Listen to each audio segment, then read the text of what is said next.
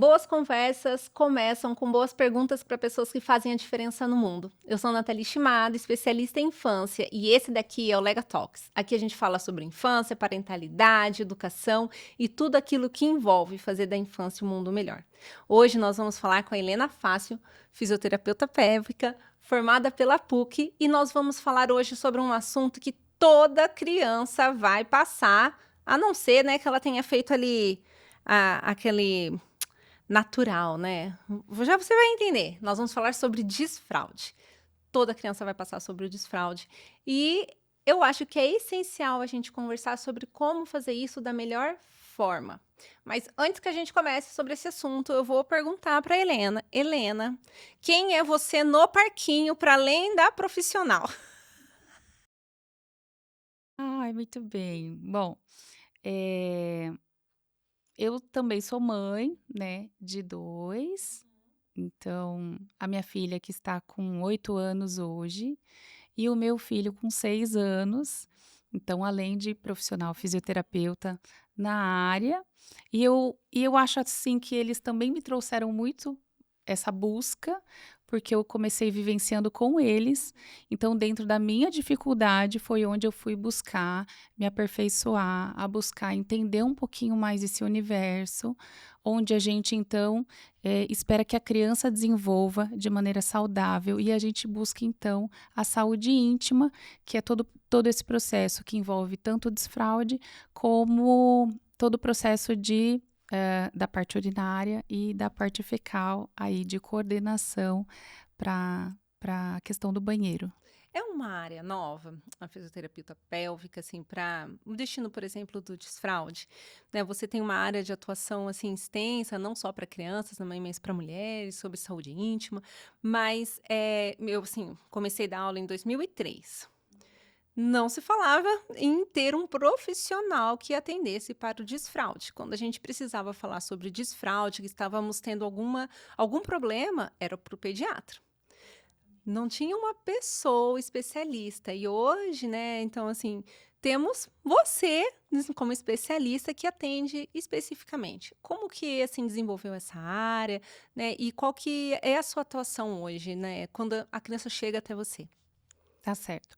Então sim, a parte da fisioterapia pélvica, ela sempre foi e teve olhar para o adulto. Uhum. Hoje quem conhece a fisioterapia pélvica, fala-se muito em relação à gestante, Sim, né, então a preparação para o parto, depois o pós-parto, ali a atuação com a história do parto sim, humanizado, né, sim. então ter a fisioterapeuta ali dentro do hospital.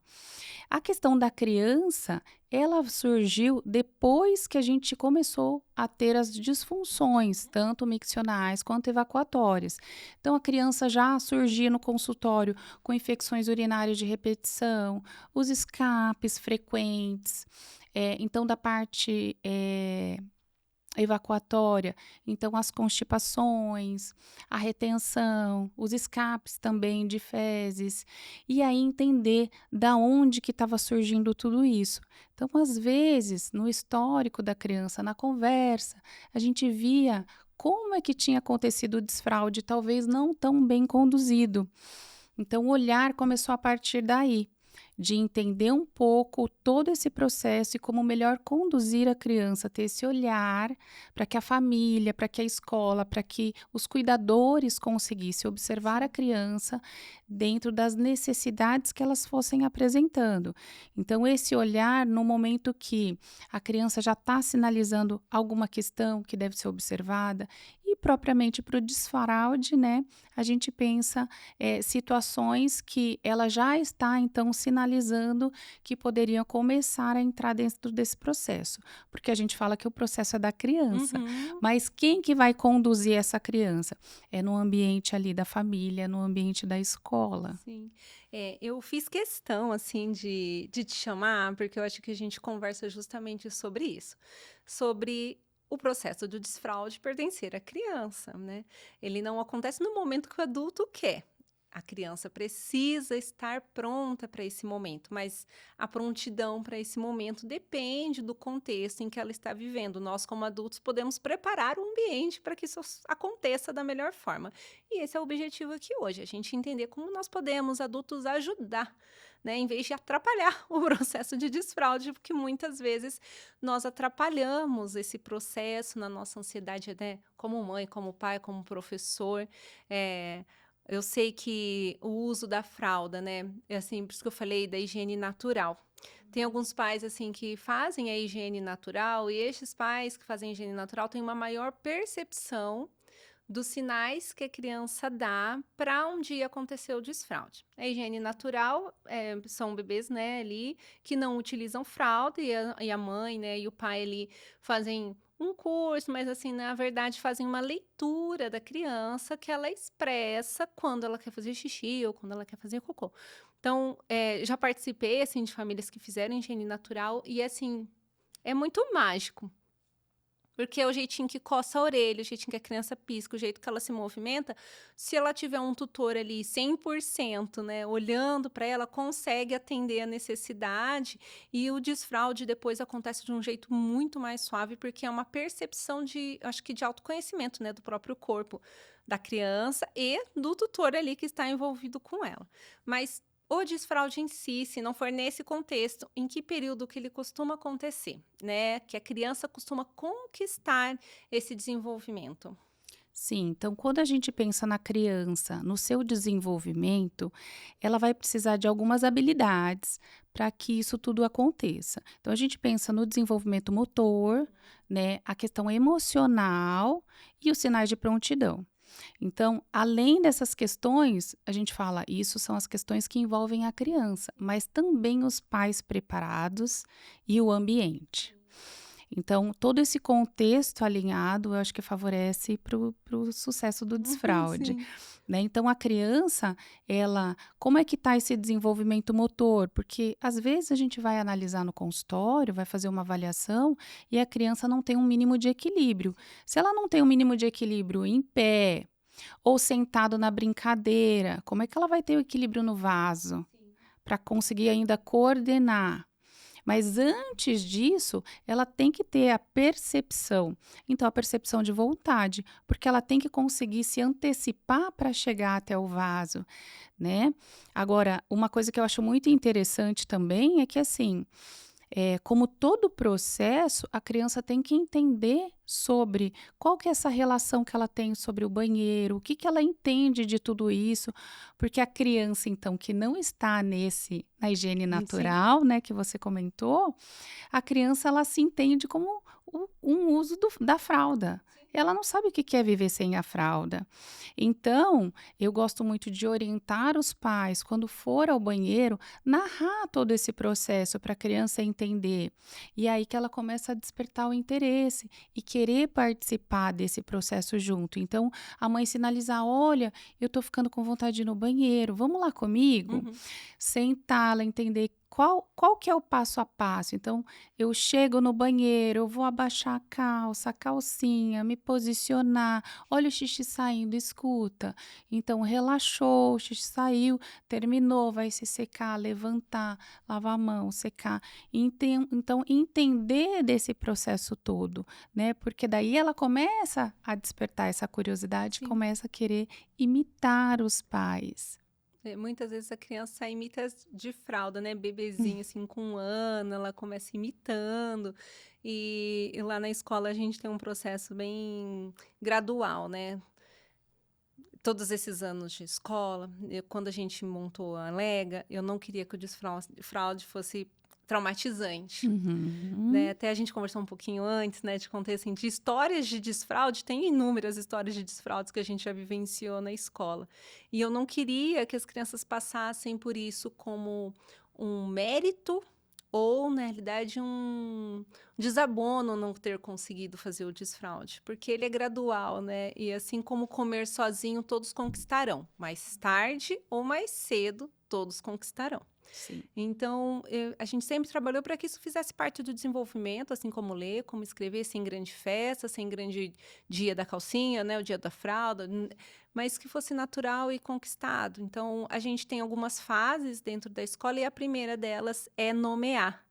Independente se a criança tem o controle ou não, a gente sempre aprende ali, olha, eu vou trocar sua fralda, então a gente vai trocar a fralda da criança. Se ela fica em pé, a gente já deixa ela em pé, a gente faz a troca em pé para que ela possa estar ativa no processo. Segurar a fralda, segurar o lencinho, ter a percepção ali de como essa musculatura em pé, né? De como ela fica Uhum, sem a fralda. uhum. Então, a gente, agora você quer fazer xixi ou não, você não quer fazer xixi. A gente tem um vaso, mesmo no lugar onde as crianças não ainda usam fralda, a gente tem um vaso, aí fala, você quer experimentar? Então, a criança experimenta sentar no vaso, Sim, mesmo que ótimo. ela não faça. Experimenta, você quer fazer? Não quero. Então, você fez xixi, olha, sua fralda está com xixi, olha, sua fralda está com cocô. A gente nomeia. E às vezes, muito antes da criança estar pronta, mas ela já sabe nomear, ela sabe que ela existe sem a fralda, Aham. como que é essa fralda, como que é esse lencinho, se limpar, né? Conseguir abaixar a calça, levantar a calça. Bebês ali que estão começando a ficar em pé, né? Tem esse fator desequilíbrio. Então, a gente vai ali construindo para que o dia que estiver ok, pronto, ela vai fazer muito.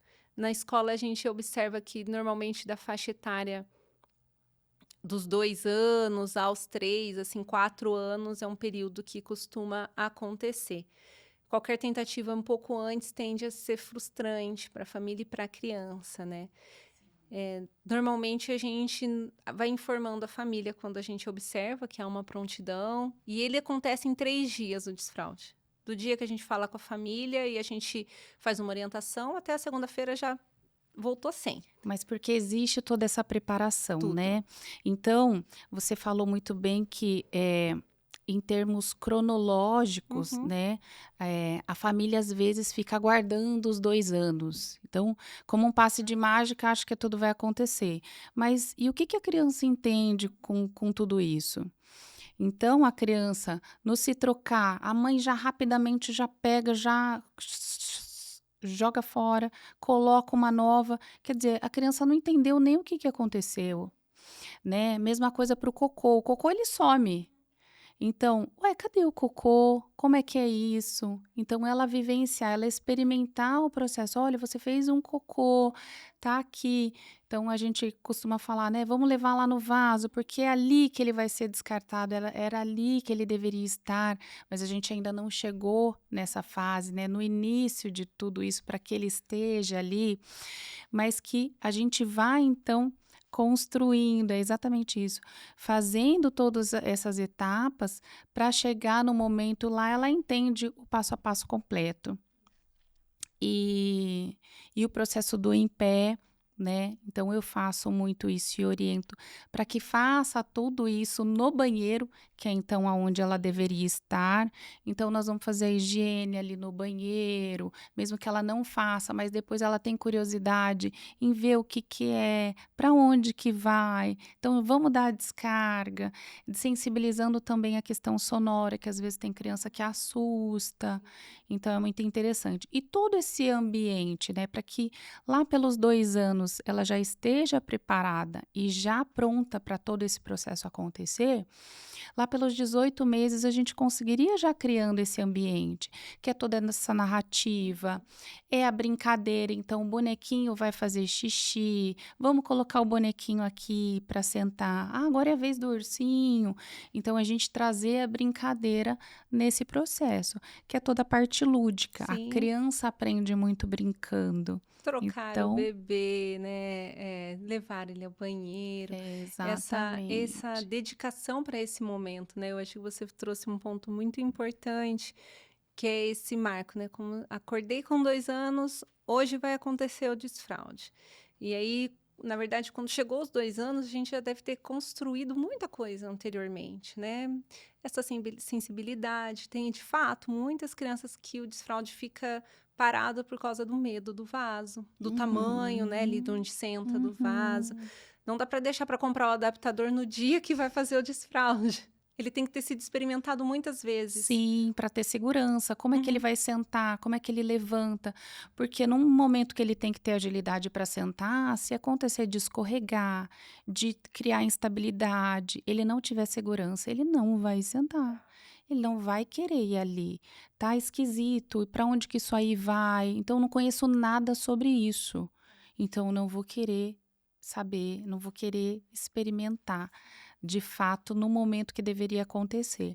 Então, como forma lúdica, né, trazendo todos esses elementos, facilita muito mais. E, assim, na escola a gente faz primeiro o xixi. Então, ele acontece primeiro, e aí a gente fala que depois de consolidado, inicia-se ali uma fase de consolidação do cocô. Aí, eventualmente acontece corretamente algumas vezes, mas ali o cocô ele vai acontecer um pouco depois, né? Até mesmo porque existe um tempo de espera, né? Cada criança tem o seu jeitinho de fazer cocô. Muitas vezes a criança acostuma fazer agachada, né? Fazer o cocô agachada. Sim, já vi de tudo. Cada criança com um jeitinho de fazer o cocô, né? Faz escondida atrás da mesa, faz agachada, faz não sei na onde, faz deitada, faz no colo de determinada pessoa, ou só faz em casa, né? Ele é um ponto bem mais sensível para o desfraude. E muitas vezes a criança conquista o do xixi, mas o do cocô fica interrompido mesmo, né? Por causa desses hábitos. A questão do cocô é um pouquinho mais complexo, porque, na verdade, existe toda uma questão sensorial envolvida. Às vezes a criança, ela quer ter um certo controle sobre o ambiente, então é onde ela consegue, controlar, ter alguma situação de controle é sobre o cocô, que é um domínio dela ali, então ela leva para essa condição. A gente tem que também olhar para como está a consistência dessas fezes, porque no momento que então tem essa transição da fralda para o vaso, se as fezes não estão boas ou são mais ressecadas e existe um episódio de dor, ela pode correlacionar ao processo de desfraude, então ter uma certa resistência em fazer, né? E existe a questão sensorial. Imagina que quando o cocô ele tá descendo e ele é amparado pela fralda, é uma sensação. Quando ela tá sentada e ele se desprende, às vezes cai e ainda volta a aguinha no bumbum, Nossa, então é outra. sim. Então, será que a criança ok ou não? Então, a questão de privacidade que a criança quer ter. Então, essa história da criança esconde, então Uhum, ela tem um uhum. lugar de preferência, porque talvez é um cantinho que ela tem de segurança. Então, ela vai e se esconde. Agora, o olhar para se esconder, entender da criança a posição que ela acaba adotando. Porque se a criança, ela faz em pé, ela faz inclinada, então a gente tem que entender dessa postura e começar a trazer para uma postura mais fisiológica. Porque para eu levar essa criança para o vaso na postura que é o sentado, se ela faz em pé, então eu tenho que entender e ensinar essa criança que ficaria muito mais fácil se ela começar a se agachar, começar a se abaixar. Então eu falo que é o cocô querendo achar a saída. E se Sim. a gente ficar em pé vai ficar muito mais difícil. Então veja que aí de novo muito antes do dia do desfraude é uma construção, né? Às vezes a gente até como adulto, às vezes o vovó, a gente em casa assim, ai que bonitinho, e aí a gente vai permitindo enquanto usa fralda, é muito mais difícil desconstruir, né, esses hábitos depois para o desfraude, né? Como a criança que faz em pé, a criança que faz em um determinado local da casa, é muito mais difícil. Então a gente já tem que fazer o uso da fralda com o objetivo final do dia que vai terminar. Sim, e outra coisa que é interessante também, que muitas pessoas não têm esse olhar, e, e eu reforço sempre para as famílias, é que a criança, se é menino ou menina, os dois deveriam ser orientados a sentar no vaso. Por quê? Porque o menino, então ele vai ser orientado nos hábitos culturais que a gente tem de fazer em pé, e aí, no momento que ele está ali ainda discriminando a sensação, é aquele momento que a criança fala assim: xixi, xixi, sai correndo. Quando ela chega lá, se ela não sentou, ela fala: não, não tinha xixi. E volta, mas de repente não era xixi, era cocô. E isso é muito interessante que eu já vivenciei com a minha filha, de sair xixi, xixi, chegou, sentou, parava assim: não, é cocô. E aí fazia. Então, se o menino não senta, ele não dá oportunidade para essas Sim. evacuações. E aí ele postergou. Se Hum, ele postergou, vai ficar retido. é E verdade. aí, o momento que vier esse cocô, de repente ele não vai sair tão fácil.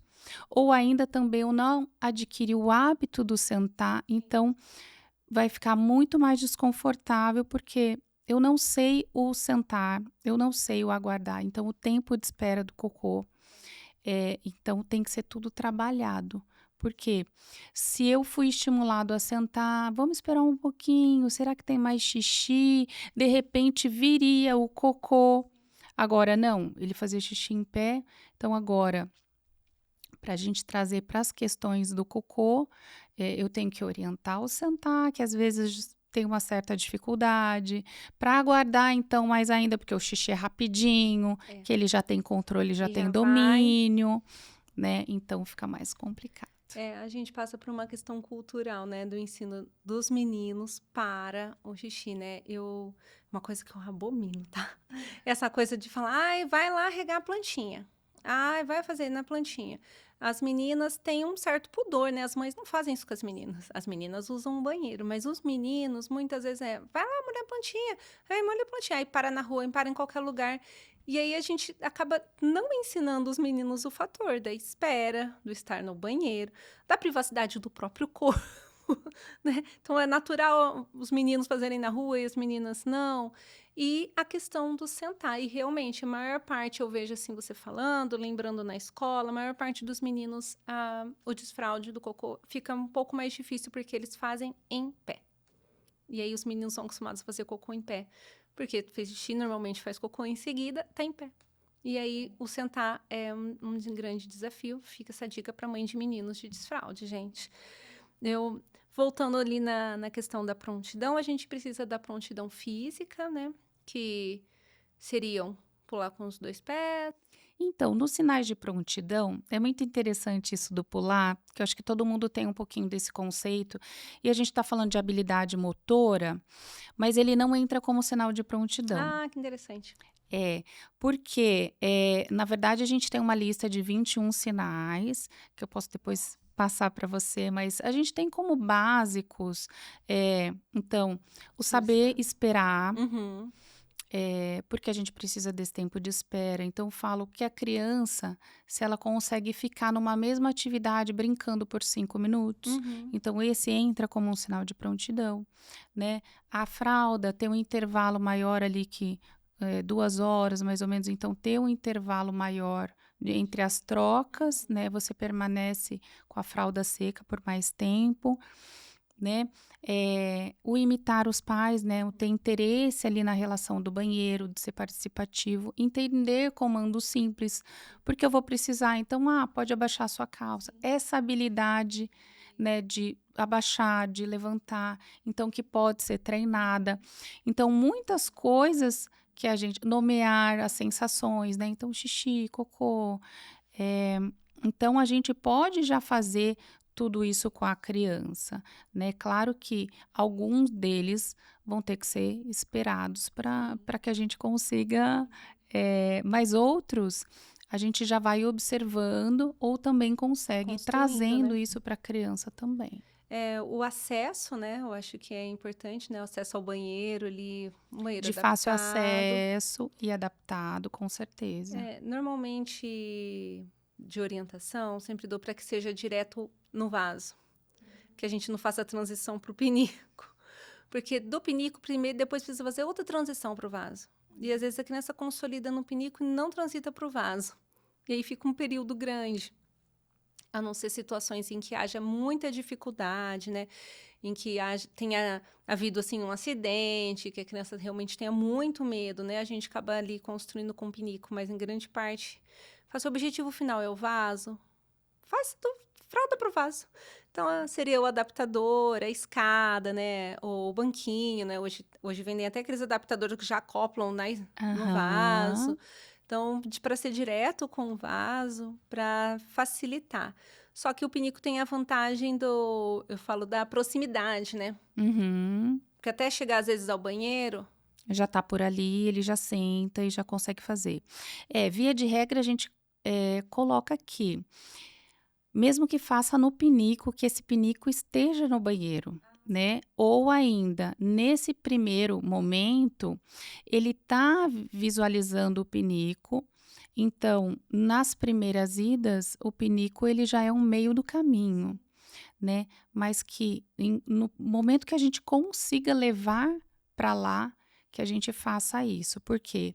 Porque o xixi ele tem que acontecer lá dentro do banheiro. Senão a criança acha que pode fazer em qualquer canto. E aí a gente não orientou que o quê? O xixi, o cocô, as nossas necessidades, elas acontecem lá no banheiro. Então, a gente tem que trazer tudo isso. Então, ele é um meio do caminho nos primeiros momentos. Depois, a gente já tenta incluir ali. Ou ainda, a criança conseguindo, tendo essa destreza, a gente já fazer a adaptação do vaso. Então, com o redutor e o degrauzinho, né? Porque às vezes a mãe coloca o redutor e não coloca o apoio do pé. E aí, para facilitar, a gente fala da escadinha, né? Mas que a criança também tem que ter um certo equilíbrio nessa história de subir e descer. E a depender da estatura também da criança, a gente tem que fazer essas adaptações. Porque a criança alcança, ela consegue subir, como é que ela fica? Então, na hora que ela senta também, tem assentos redutores que não acoplam direito. Que belisca a perninha da Aí, quando a criança, criança vai desequilibra. sentar, ela não quer, porque não dá segurança. Então, fazer de forma mais assertiva. Assim, a gente também vai ter a segurança da criança e para que ela use de forma correta também. E depois que iniciou, então a criança apresentou as prontidões, a criança expressou o desejo, né, de usar a calcinha, cueca, e eu falo que isso também faz parte, né, de uma Também. sensibilização, a gente ter calcinha ali, cueca muito antes do dia do desfraude, falar que é dela e que ela tem a cueca igual ao papai, tem a calcinha igual à mamãe, e experimentar, né, não deixar para o dia do desfraude, mas aí a criança ali, a gente foi construindo e falou, olha, então está pronto. A escola falou, olha, está pronto também, vamos começar aqui na escola. Prevê-se, né, quando inicia, que vai haver, né, escapes, Exato. né, não é assim, iniciou, não haverá escapes, e é normal. E aí, como que, assim, a gente deve conduzir estes momentos, né, a partir dos escapes, e quando que a gente fala, não está pronto, melhor pausar, ou vamos dar sequência, assim? Os escapes podem acontecer e normalmente vão acontecer. A gente tem que conseguir tratar com leveza para que a criança também não fique mais tensa em relação a tudo isso. Não, tá tudo bem, vamos lá, a gente vai trocar, mamãe já vai te orientar.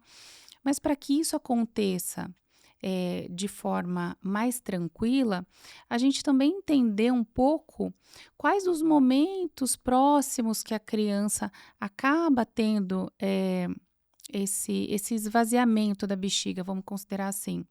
Porque eu falo que a gente faz um diário, um mapa do desfraude, onde eu entendo mais ou menos quando que acontece as evacuações, se ela existe um padrão, porque fica mais fácil de eu convidar a criança para ir ao banheiro. Sim.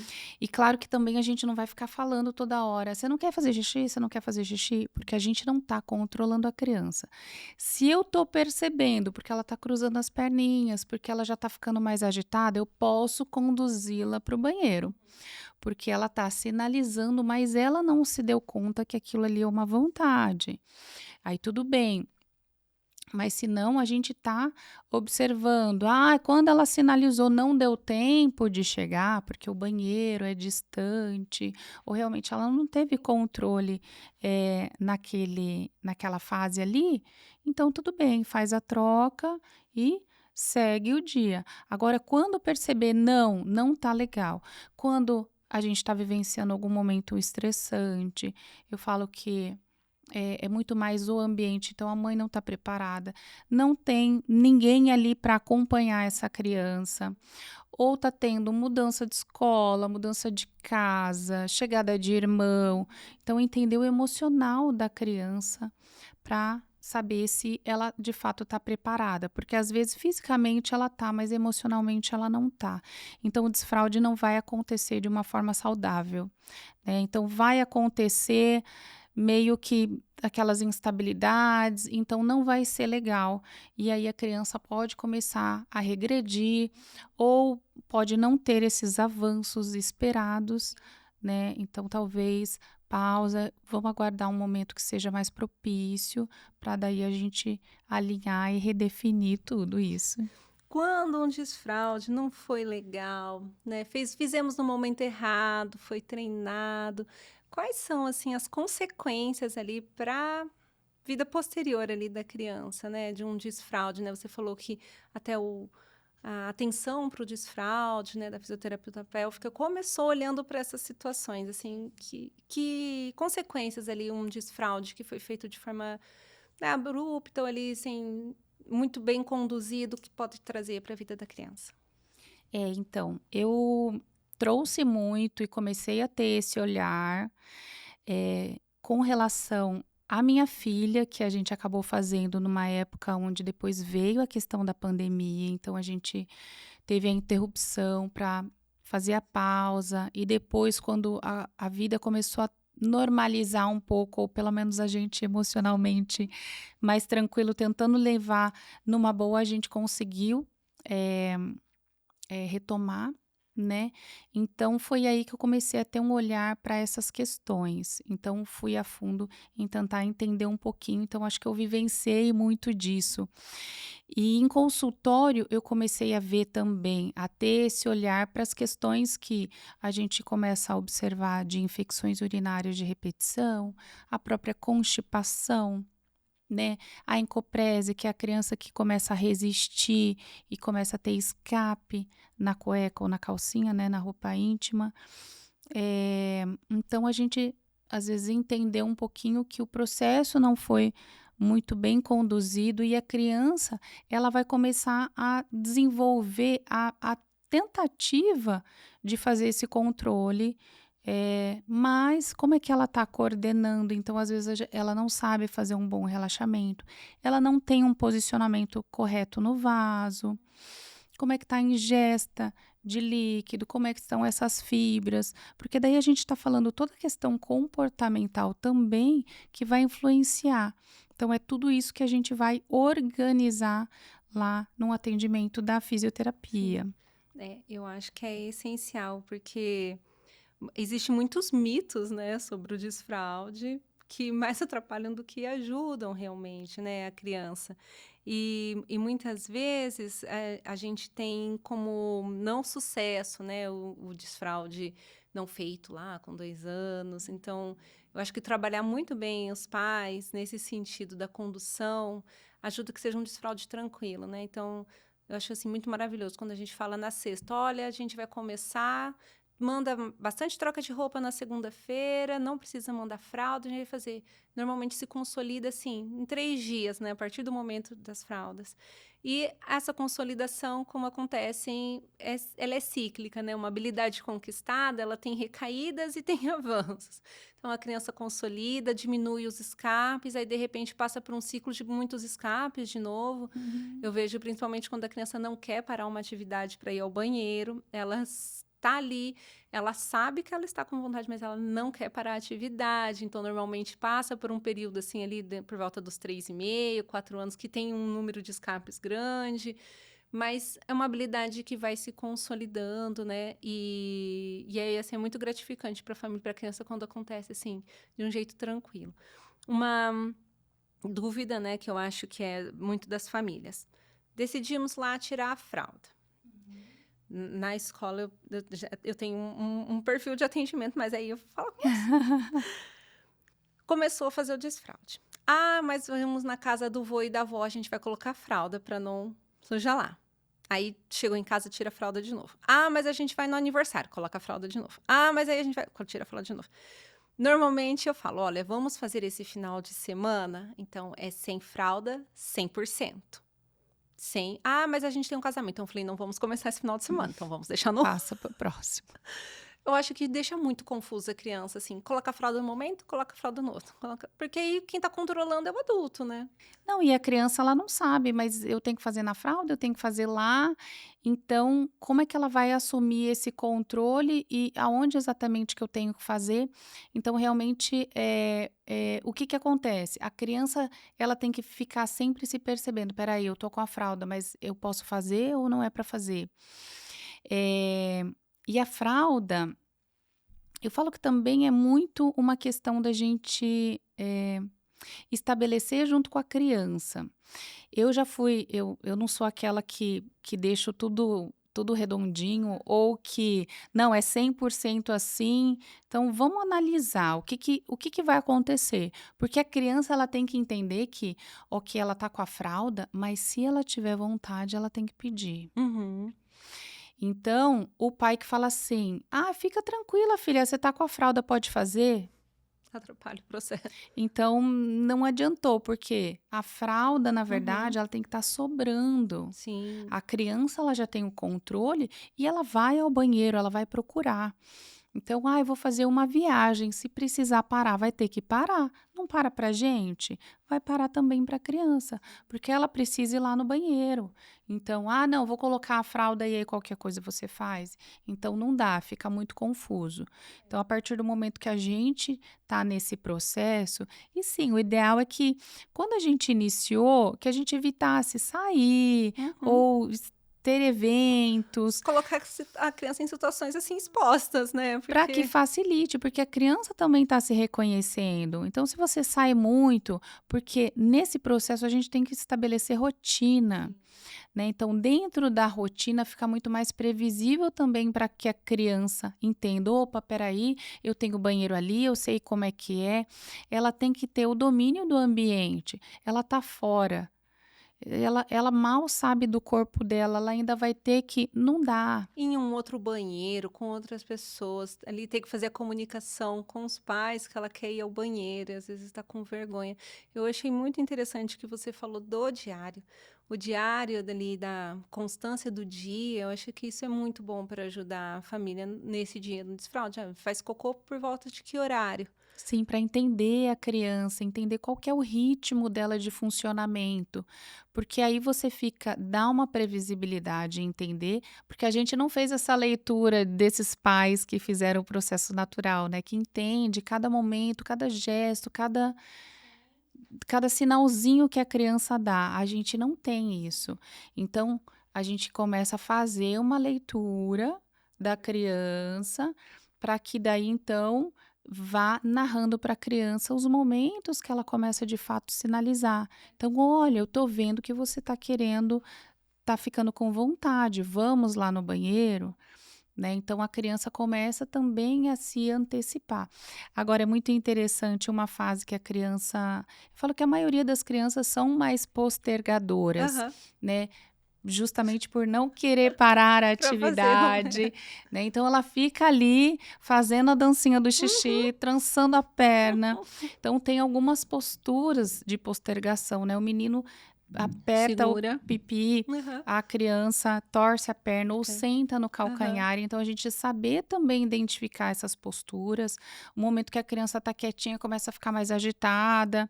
Ela fica irritada, né? Eu falo que a criança que Porque está com vontade de ir ao banheiro, ela começa a ficar irritada. No fica. contexto escolar, assim, a criança começou a ficar irritadíssima, eu falo, ó, quer ir ao banheiro? É. E é batata, vai xixi mesmo. E aí eu falo, gente, vamos fazer uma pausa.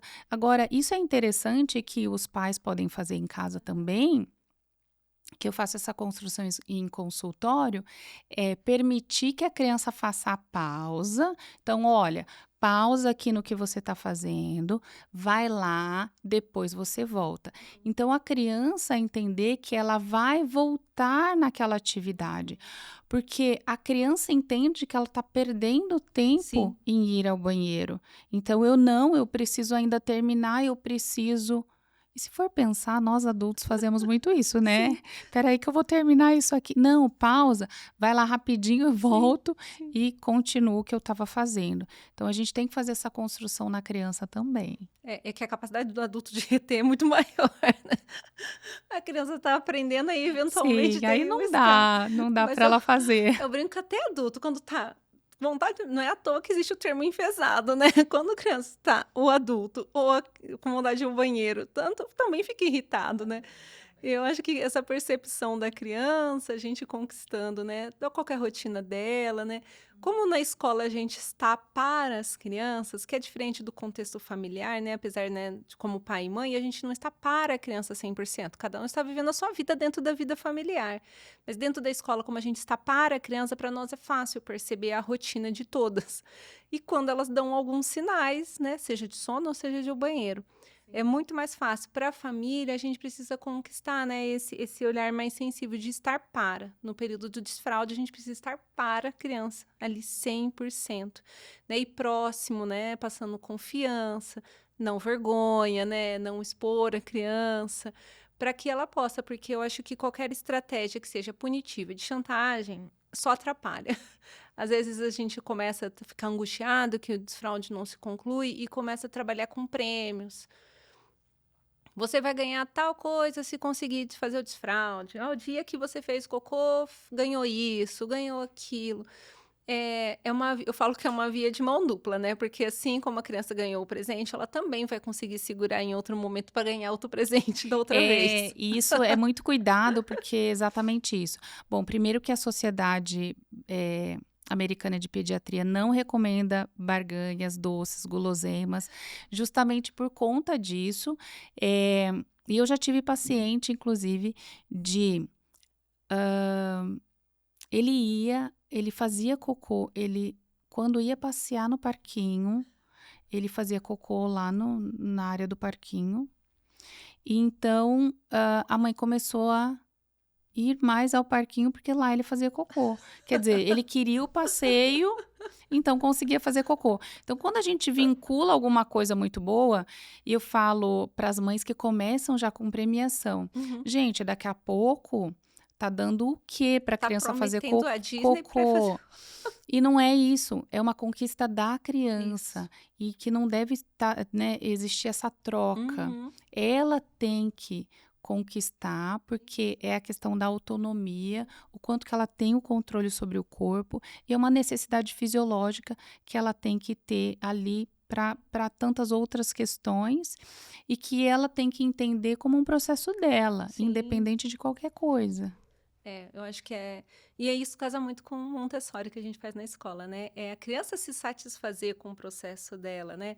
Que seja dar tchau lá pro cocô, fez o cocô, olha o cocô que você fez, olhar pro cocô que fez, dar tchau pro cocô. Eu acho que são coisas assim, marcos muito importantes. Eu acho que esse pode ser um marco leve, né? Esse bem conduzido pela família. E naturalizar, né, que quando a gente Isso. fala do cocô, eu vejo que na própria família fala: que Uhum. cheirinho, nossa, Ui! ih, que" quer dizer, se você tá verbalizando isso para a criança, ela vai entender: "Nossa, o cocô não é uma coisa legal. Devo me esconder. O cocô, então vou segurar". Uhum. Até porque o cocô é uma primeira obra que a criança está Sim. produzindo.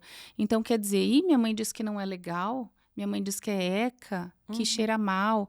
Então, tudo isso que a gente vai verbalizando para a criança é essa construção que ela vai fazendo. Então, o que que ela vai entender sobre isso que você está falando?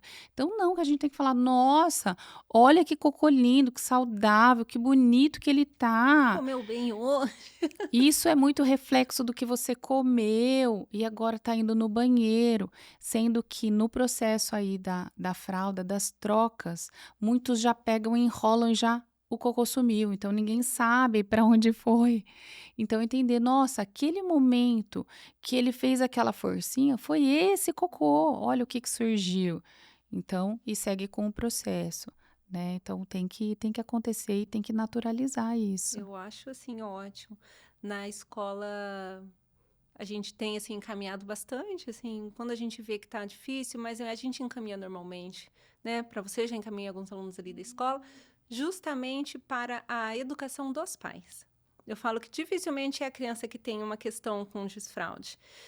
É a questão de nós, como pai e mãe, estarmos preparados para esse momento, porque tudo que nós vivenciamos de desfraude trouxe muito trauma, na verdade. Né? O que nós vivenciamos foi a chantagem, o castigo, o cocô, o xixi, a vergonha, né, de fazer xixi na cama à noite, a exposição para o resto da família. Faz parte de um outro período de educação. Mas agora eu acho que a gente consegue conduzir de uma forma muito leve, muito tranquila, com bastante sucesso das crianças, satisfação de um jeito leve. Em grande parte é por condução, assim, da família estar pronta, né? E ajudar no preparo da criança. Às vezes a gente indica até psicomotricidade antes do período, né? Quando a gente vê que a criança, ali dentro do desenvolvimento de 1 ano e meio, tem algumas questões físicas que não foram construídas, a gente já prevê que vai haver um atraso no desfraude. A gente indica uma psicomotricidade para desenvolver algumas prontidões físicas de controle ali do corpo para que consiga chegar no desfraude ali da idade. Então, eu acho que é muito importante esse acompanhamento de especialistas. Eu acho que, assim, é muito gratificante, deve ser muito gratificante, né? Trabalhar com as famílias, conquistar junto. Eu agradeço muito sua presença, né? Eu acho que é muito importante e vai fazer parte da história da vida das crianças, né? Um desfraude. É, que é super importante esse olhar, e a escola que está em contato com a criança o tempo todo, né, pode fazer alguma orientação para pai, né, alguma observação, porque às vezes o pai, ele realmente entrega tudo para a escola, Sim. e eu falo que a escola acaba tendo parte nisso, porque está em contato com a criança ali o período que a criança fica ali, mas está alinhado também aos pais. Então, em termos de linguagem, na condução, porque todo mundo tem que falar a mesma língua para que a criança entenda no mesmo formato. Né? Senão um fala de um jeito, outro está falando quando chega na avó que fica no final de semana ou outro período, Ai, gente, aí a criança você fala: "E falando agora?" isso, eu lembro que, assim, às vezes, né, o pai e a mãe também têm uma dificuldade, vô e avó, de dar nome para a genital da criança. Aí dá Uhum. tanto apelido, aí a criança fica falando, já chegou uma vez a criança falar, porque ela deu um nome tão engraçado, e a minha pipoquinha não sei o quê, a minha pipoquinha não sei o quê. E eu falava, gente, do que ela tá falando? E eu falava pra professora, e a gente falava, mas é a minha pipoquinha, não sei. E a gente falava, do que ela tá Quem falando? que é? Ela estava falando que estava assado o tempo inteiro. Tadinha. Mas a gente não sabia, porque foi difícil a gente conseguir adivinhar, porque Aham. tem muito apelido. Então, assim, Tem. usar os termos, a gente na escola usa como chama, né? O Sim. pênis, a vagina, a vulva, quer ir fazer, tá, o ânus. Aí as crianças falavam que o ânus estava doendo, porque estava com, né, com cocô Uhum. ressecado, não conseguia nomear. Então, Uhum. assim, é necessário a gente, assim, também desfazer de alguns tabus, nomear corretamente para a criança. Isso protege a criança, até sobre a educação sexual, protege a criança, dar o nome correto para a criança, né, para que ela consiga usar o banheiro e também pedir ajuda. Então, acho que desse período do desfraude também entra a situação de proteção também da criança, né? A Quem gente pode tocar, quem não aproveita pode. para abordar essa questão também, porque a gente está lidando com a região íntima, né? E como é que tudo acontece, né? Então tá ali Acho que ligada é essencial. diretamente. Essencial, muito importante. Isso dá até um tema para outro podcast. Eu agradeço muito a sua presença, Helena. Com certeza ajudou muitas famílias aqui na escola. Eu acho que é um tema para a gente fazer uma escola de parentalidade em breve, tá bom? Muito bem, então tá bom. Obrigada pela presença. Eu que agradeço, foi ótimo. Obrigada. Tchau, gente. Até o próximo episódio.